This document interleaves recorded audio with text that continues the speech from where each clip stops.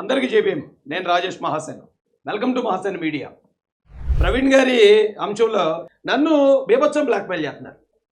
రాజేష్ మహాసేన్ అసలు మాట్లాడకూడదు ఈ విషయంలో. నువ్వు అర్జెంట్గా నోరు మూసేయి, నువ్వు క్రిస్టియన్కి వెనుపోటు కొడుతున్నావు, నువ్వు ఇంకోటి చేస్తున్నావు అని ఒక గ్రూపు పర్టికులర్గా టార్గెట్ చేస్తుందండి. మరి నేను చేసిన తప్పేంటో నాకు తెలియదు.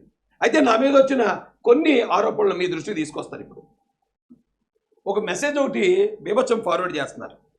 ఈ మెసేజ్ ఒకటే కాదండి, రాజేష్ మహాసేన ప్రవీణ్ పగడాల గారి వైఫ్కి ఫోన్ చేసి మీరు అర్జెంటుగా బాడీని తీసుకెళ్ళిపోండి అని బెదిరించాడు అంటున్నారు. డైరెక్ట్గా నుంచి పోలీస్ ఆఫీసర్ ఫోన్ చేశాడు. ఫోన్ చేసి చెప్పాడు బాడీ తీసుకెళ్ళండి, యాక్సిడెంట్ అనవసరం గొడవ చేసుకోవద్దు అని. ఆ మహాసేన్ రాజేష్ ఫోన్ చేసి బెదిరించాడు. ఏందన్నా ఏంది ఇదంతా? అంతకన్నా గౌరవం మరొకటి లేదండి. ఒకవేళ నేను నిజంగా అలా చేస్తే నన్ను ఎవరు శిక్షించొద్దండి, నన్ను నేనే శిక్షించుకుంటాను. వాళ్ళ భార్య గారిని కానీ నేను ఏమైనా బెదిరించినట్టు కానీ, లేదా ఈ బాడీని పోస్ట్మార్టం చేయకుండా తీసుకెళ్ళిపోని రాజేష్ అన్నాడని కానీ నిరూపించగలిగితే నాకు నేనే నడి రోడ్డు మీద ఉరిపెట్టుకుని చేస్తాను. ఓపెన్ చాలని చెప్తున్నాను. ఆవిడ నేను బెదిరించాను అంటే, ఆవిడని బెదిరించాననేది ఒకటి క్రియేట్ చేశారు. రెండోది నన్ను అక్కడ కొట్టబోతే నేను పారిపోయి కారు ఎక్కేసి పారిపోయాను అని చెప్పేది ఇంకోటి క్రియేట్ చేశారు. యాక్సిడెంట్ ఉందంట. దీన్ని బట్టి నేను యాక్సిడెంట్ ఎలా నమ్ముతా ఉంటే అక్కడ కొంతమంది తెలుగుదేశం నాయకులు ఏం చేశారంటే ఇది 90% యాక్సిడెంట్ అని చెప్పేసి లెగిసిపోయి బయటకు వచ్చి అనౌన్స్ చెబుతాను కొట్టబోయేవాడు. నన్ను అక్కడ ఎవరు కొట్టబోలేదండి, ఎందుకంటే నేను తప్పు చేయలేదు. ఇది ఆ రోజు ఫుల్ వీడియో.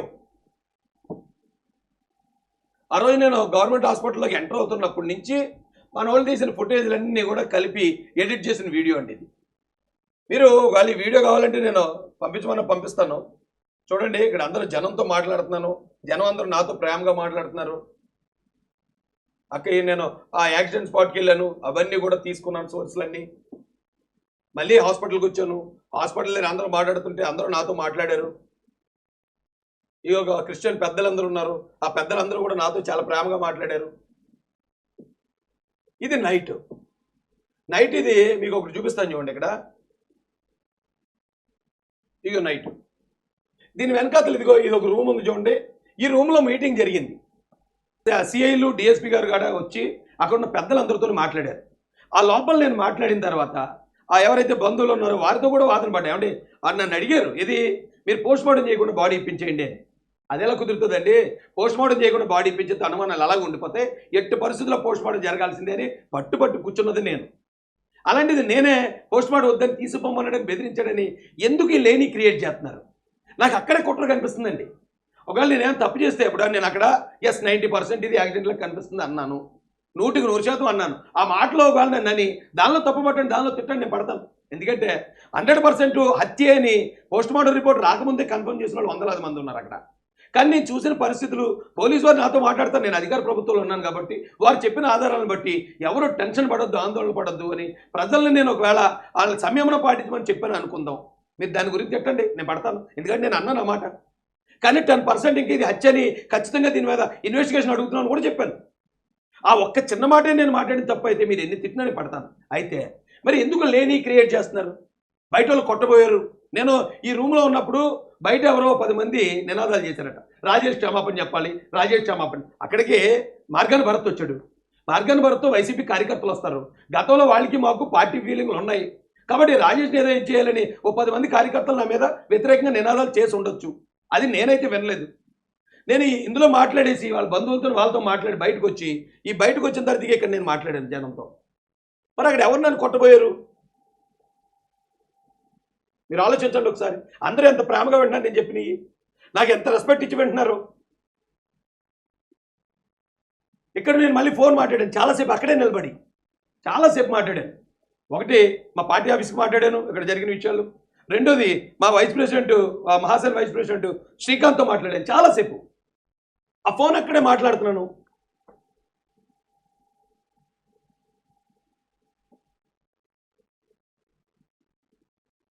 మీరు ఆలోచించండి, ఒకవేళ నన్ను ఎవరైనా కొట్టబోతుంటే నేను పరిగెట్టుకుంటూ వెళ్ళిపోయి కారు ఎక్కేసి పారిపోయాను అనేది క్రియేట్ చేస్తున్నారు.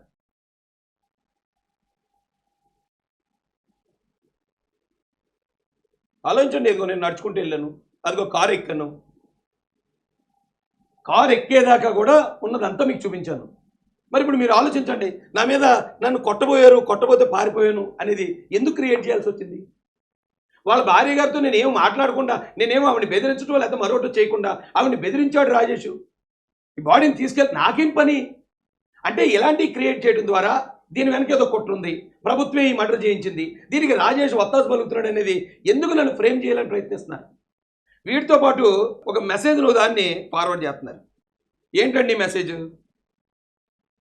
ఈరోజు ప్రెస్ మీట్లో పోలీసులు చెప్పింది ఇప్పటివరకు దర్యాప్తు చేసింది టోల్ గేట్స్ నుంచి బుల్లెట్ వెళ్ళటం, రాజమండ్రి స్థలం, కొనుగోలు, అద్దె ఇల్లు, అడ్వాన్సు, ఫోన్పే, వెల్డింగ్, బ్లింకర్ వెలుగుతుంది, లైట్ వెలగటం లేదు, డాగ్ స్క్వాడ్ వివరాలు, క్లోజ్ టీమ్ వివరాలు, మోటార్ వెహికల్ ఇన్స్పెక్షన్ వివరాలు లేవు. ఒకవేళ ఇది యాక్సిడెంట్ మరణం అయితే పోలీసులు 2 రోజుల వరకు రక్తపు మరకలు ఉన్న కర్రలు, బూట్లు, రక్తం ఉన్న బుల్లెట్ తదితర వస్తువులు ఎందుకు స్వాధీనం చేసుకోలేదు? సాక్ష్యాధారాలు, ముద్రలు మర్చిపోవడానికా అంటే మారిపోవడానికా అని పెట్టారు. ఇది వైరల్ చేస్తున్నారండి వాట్సాప్ గ్రూపుల్లో. రెండో పాయింట్, పోలీసులు మృతదేహాన్ని గుర్తించిన గంటకే తెలుగుదేశం ప్రతినిధి సరిపల్లి రాజేష్ ప్రవీణ్ పగడాల గారి భార్యకు ఫోన్ చేసి పోస్ట్మార్టం వద్దు, కేసులు వద్దు అని బెదిరించే పని ఎందుకు చేశారు? ఏంటంత అవసరం? ఇది నిరూపించాలి. ఎవడో నిజంగా ఒక అబ్బకు పుట్టినోడైతే దీన్ని నిరూపించండి. వాళ్ళ భార్య గారితో చెప్పించండి, ఇక రాజేష్ నన్ను బెదిరించాడు, ఇది ఇప్పుడు ఫోన్ చేశాడు, నన్ను ఎలాగన్నాడని ఒక్క మాట చెప్పించండి, నడు రోడ్డు మీద ఉరిపెట్టుకుంటాను నేను. ఎందుకయ్యా ఇలాంటి తప్పుడు ప్రచారం? నేను ఒక సామాన్యుడిని, నేనేమో గవర్నమెంట్నా? ఒక గవర్నమెంట్ మీద చేసిన దాడి ఒక సామాన్యుడి మీద చేస్తున్నారు ఎందుకు?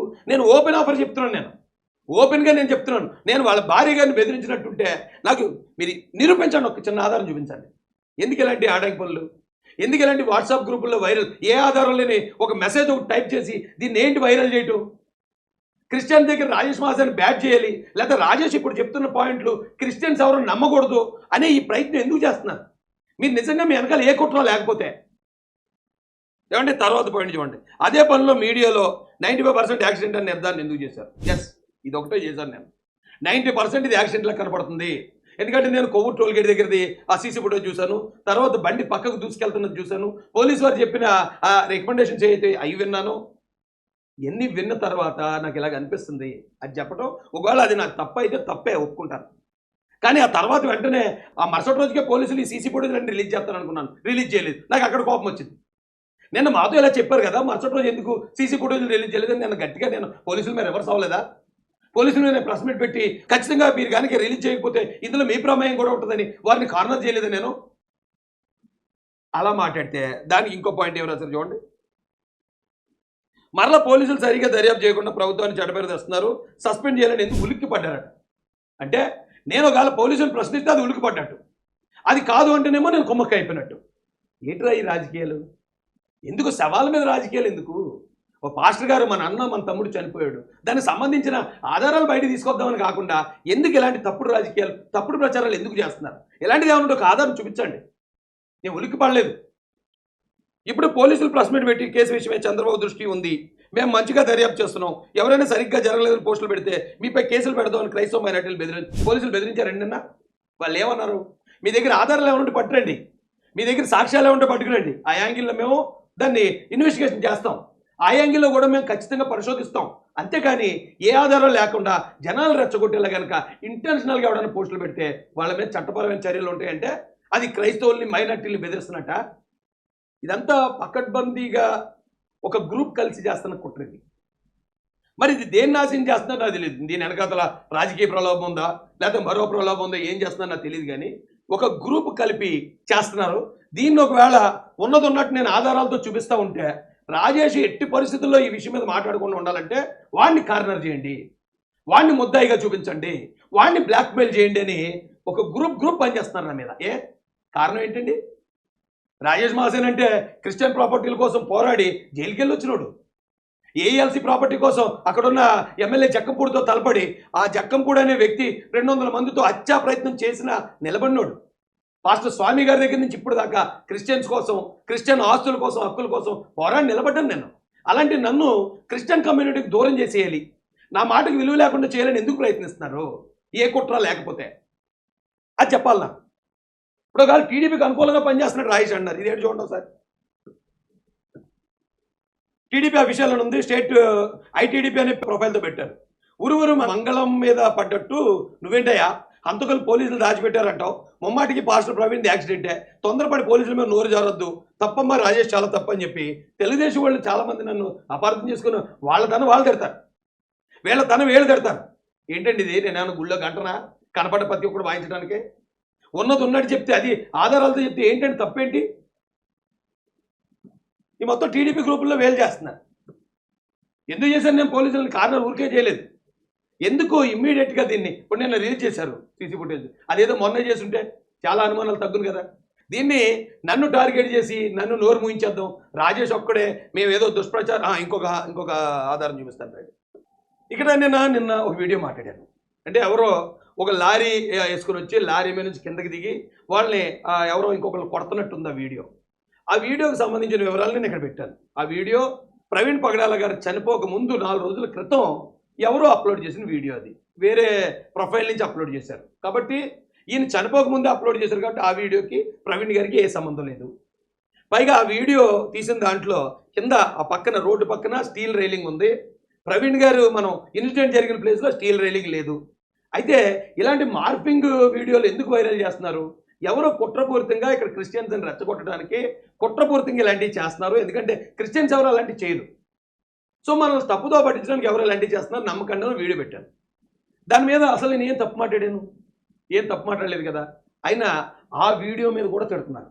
అంటే మేము ఇలాంటి కుట్రలు చేస్తాం, ఇలాంటి తప్పుడు వీడియోలు మార్పింగ్ వీడియోలు పెడతాం, నువ్వు అడ్డు రాకో, నువ్వు ఇలాంటి అన్నింటిని నువ్వు ఈ వాస్తవాలను బయట పెట్టకు, బయట పెడితే నిన్ను తిడతాం, నిన్ను బ్లాక్మెయిల్ చేస్తాం, నువ్వు క్రిస్టియన్స్కి శత్రువు క్రియేట్ చేస్తావని నన్ను బ్లాక్మెయిల్ చేస్తున్నారు. ఏంటి కారణం? ఏంటి ఆ కారణం ఏంటి చెప్పాలి నాకు. ఈ వీడియో చూడండి, ఇదే వీడియో నిన్నే పెట్టాను. ఇది దాదాపు 17 గంటల్లో 1,29,000 మంది చూశారు. 3,900 మంది దాన్ని లైక్ చేశారంటే 3,900 మందికి నేను చెప్పింది కరెక్ట్ అనిపించింది. ఇందులో 722 మంది కామెంట్లు చేశారు. ఈ కామెంట్లు ఒకసారి గమనిద్దారండి. ఎవరో పెట్టారు, సార్ మీరు కొంచెం చొరవ చేసి మత ఘర్షణ లేకుండా చేయండి, ఓం నమ శివాయ అని పెట్టారు. థ్యాంక్ యూ అండి. సరే కానీ మళ్ళీ మన మాట ఎంత ఇచ్చారో నిజం చెప్పు, నేను ఎవరికి చెప్పను. అంటే నా మాట మీద విలువ లేకుండా నా మీద బురద జల్లేది. ఇప్పుడు అక్కడ తప్పు జరిగింది మార్పింగ్ వీడియో కోసం నేను చెప్తే ఎంత ఇచ్చారో చెప్పు అని చెప్పడం ద్వారా ఏమి చెప్పాలనుకుంటారు వీళ్ళు బయటికి? అంటే ఇలాంటి వాళ్ళు అలాంటి తప్పుడు వీడియోలు వైరల్ చేద్దాం, జనాల్లో లేని ఆందోళన క్రియేట్ చేద్దామని ప్రయత్నిస్తున్నారు. నేను అడ్డుపడిపోతున్నాను. నేను అడ్డుపడిపోవడం నచ్చక ఇక మొత్తం అందరిని వదిలేసారండి వీళ్ళు. Only target Rajesh. ఎప్పుడు రాజేషే వాళ్ళ భార్య గారిని బెదిరించారని ఒకడు, రాజేష్ని కొట్టబోతే పారిపోయాడని ఇంకొకడు, ఇగో రాజేష్ ఇలాంటి చేస్తాడు అమ్ముడిపోయాడని ఇంకొకడు. ఏంటిది? ఇలాంటి ఉడతోపులకు భయపడేవాడినా నేను? నిజమని ఒకటి గమనించాను అనుకో, అవతల 1,00,000 మంది ఉన్నాయి, అవతల నిలబడి మాట్లాడతాను నేను. అవతలాడు ఎవడవని, నా సొంతోడు అవని లేకపోతే నా శత్రువు అవని ఎవడైనా లెక్క చేసేది ఉండదు. నేను నిజమని నమ్మానా, కన్ఫర్మ్ చేసుకున్నానా, దాని మీద నిలబడతాను. అవతల జగన్ గారి సోషల్ మీడియాని ఎదుర్కొని నిలబడినోండి ఈ ఉడతూపులకి ఎవడరా భయపడేది? ఉడతూపులకి భయపడేది ఎవడరా? బండి గుంట్లో పోతే మన చావటం బ్రో, ఏమో ఆయన డౌట్ ఏం చెప్పారు. యోధా ఇస్కరియత్ అట రాజేష్ మాసాన్. అంటే క్రిస్టియన్స్కి శత్రువుని చేసే ఒక బలమైన ప్రయత్నం చేసుకోండి. నమ్మేవాడు నమ్ముతాడు. యేసు ప్రభునే అప్పుడున్న ఆ యేసు ప్రభుకు సంబంధించిన జాతోళ్ళ యూదులే ఆయనే సిలువేశారు ఆయన్ని. నన్ను అపార్థం చేసుకోవడం ఎంత? ఇలాంటి అబద్ధాలకు భయపడేవాడిని కాదు నేను. నీ మాటలు నమ్మలేకపోతున్నా, చాలా సిగ్గుపడిపోతుంటాడు తమ్ముడు. బట్టలు వేసుకుని తిరుగుతాడు, సిగ్గేది. రాయేష్ ఏమైనా క్రిస్టియన్ ఎందుకు టైం వేస్ట్? అన్సబ్స్క్రైబ్ కొట్టి బైబిల్ చదువుకుని ప్రేయర్ చేయండి. నా ఛానల్ అన్సబ్స్క్రైబ్ కొట్టేయాలండి. ఎందుకంటే మరి నేను విషయాలు వాస్తవాలు చెప్పేస్తున్నాను. వాళ్ళేమో ఏదో మార్పింగ్ వీడియోలతో ఇక్కడ మత ఖర్చులు రేపాలని ప్రయత్నిస్తూ ఉంటే నేను నిజాలు చెప్పేస్తున్నాను కాబట్టి అసలు నా వీడియో చూడకండి. ఇలాంటి వాడు ఎవడైనా ఉంటే చూడకురా బాబు నువ్వు. నా వీడియోలు చూసేవాళ్ళు చాలా మంది ఉన్నారు. నేను సామాన్యుడిని. 9,04,000 మంది ఫాలో అవుతున్నారు, సబ్స్క్రైబ్ చేశారు ఈ ఛానల్ని. 9,04,000 మంది. రాజేష్ గారు ఇవన్నీ మాకు చెప్పే ఉపయోగం ఏంటి? కేసు పోలీసులకు కూడా చెప్తున్నాను లేండి. నేను ఓసర వెళ్ళినట్టండి. నేను రాజేష్ గారు మీరు ఎంత తీసుకున్నారో బాగా కవర్ చేస్తున్నారు. ఏంటో కవర్ చేసేది నాకు అర్థం కాదు. తప్పుడు వీడియోని ఆధారాలతో చూపించడం కవర్ చేయటమా? ఆలోచించండి. రాజేష్ అనే క్రిస్టియన్ వాళ్ళకి తెలియకుండా నువ్వు వెనుపోటు పడుతుంది, క్రిస్టియన్స్ నేను వెనుపోటు పడుతున్నానట. సరే గవర్నమెంట్ తరపున మేము నిలబడతామని ఐజీ గారు, ఎస్పీ గారు, సీఎం గారు, లోకేష్ గారు, హోంమంత్రి గారు వీళ్ళందరూ వచ్చి పాస్టర్ గారి విషయంలో వాస్తవాలు వెలికి తీయడానికి ప్రయత్నిస్తూ ఉంటే క్రిస్టియన్లకు వ్యతిరేకమట. అంటే మీరు ఏం చెప్తే అది నమ్మాలి. దీని వెనకాల లేదో పెద్ద కుట్ర అయితే ఉందండి. ఈ విషయాన్ని గవర్నమెంట్కి వ్యతిరేకంగా మారుద్దామని చూస్తున్నారా, లేదా ఇక్కడ ఉన్న క్రిస్టియన్కి హిందువులకి మధ్యలో గొడవ క్రియేట్ చేయాలనే ప్రయత్నం జరుగుతుందా, ఏం జరుగుతుందో తెలియదు. చాలా పెద్ద కుట్ర అయితే జరుగుతుంది. ఎందుకంటే అందరూ ఒక వెర్షన్ మాట్లాడేవాళ్ళు. ఆ వెర్షన్కి వ్యతిరేకంగా ఆపోజిట్ వెర్షన్ మాట్లాడేది ఒక రాజేష్ మాసానే. నేను మాట్లాడేదానికి ఆధారాలు ఉన్నాయి. నేనేది ఊహించి మాట్లాడట్లేదు. అలా జరుగుంటుందేమో, ఇలా ఉంటుందేమో, అది ఇలాగ అయి ఉండొచ్చేమో అని ఎక్కడ ఓహో మాట్లాడట్లేదు. ఉన్న వాస్తవాన్ని ఆధారం చూపించి మాట్లాడుతున్నాను. నా నోరు ఊహించడానికి నన్ను ఎందుకు బ్లాక్మెయిల్ చేస్తున్నారు? నన్ను ఎందుకు బ్యాట్ చేస్తున్నారు? ఎందుకు నా మీద పని కట్టుకుని ఇలాంటి బ్యాట్ ప్రచారం బుర్ర జరుగుతున్నారు? ఒకసారి ఆలోచించండి. ఆలోచించి అప్పుడు మాట్లాడండి. మీ సహకారం ఏం వద్దు కానీ మూసుకొని ఉండు. జైలుకు నువ్వు పోకుండా చూసుకో. కాలిన పిల్లిలా అరుస్తున్నావు. మీ సహకారం ఏం వద్దు అంటే మీరు మాట్లాడొద్దు ప్లీజ్ అండి. మేము దీంట్లో తప్పుడు ప్రచారం చేసుకుంటామండి. మేము మత విద్వేషాలు రేపేసుకుంటామండి. ఒకరికొకరు కొట్టుకు సత్యాలే చేస్తామండి. మీరు మాత్రం మాకేం చెప్పొద్దండి. ఎవడరా నువ్వు నాకు చెప్పడానికి? ఈ రాష్ట్రంలోనే కాదు, ఈ దేశంలో దేని మీద స్పందించే హక్కు ఒక భారతీయ పౌరుడిగా నాకుంది. నేను స్పందిస్తాను. నాకు ఇక్కడ ఇదే వీడియో మీద దాదాపు 3,000 మందికి నచ్చిన ఆ మాట ఇందులో ఉన్న 700 మందిలో ఒక 500 మందికి నచ్చకపోయి ఉండొచ్చు. లేదా 500 మంది కూడా ఈ కుట్రలో భాగస్వాములు అయి ఉండొచ్చు. మీరు చెప్తే